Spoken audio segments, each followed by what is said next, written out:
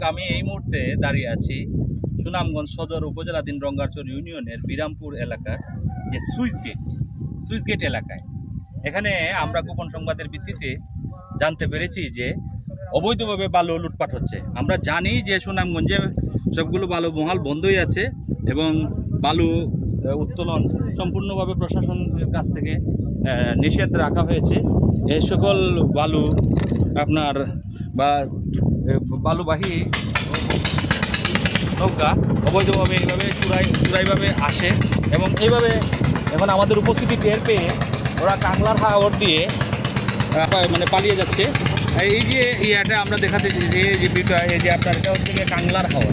এই হাওর দিয়েই মূলত অবৈধভাবে এই সকল বালুবাহী নৌকাগুলো চলে আসে এবং এখানে যে পটাং নদীর অববাহিকা হয়ে এভাবে তারা আপনার এই সুইচ গেট এলাকা পর্যন্ত আসে এবং আরও অন্যান্য জায়গা আছে এদিকে আসে এবং অবৈধভাবে এ সকল বড় বড় বাল্ক হেঁটে করে আমাদের সুনামগঞ্জের প্রাকৃতিক সম্পদ বালু লুট করে নিয়ে যাচ্ছে এবং দেশের বিভিন্ন প্রান্তে এগুলা যাচ্ছে, ছড়িয়ে পড়ছে।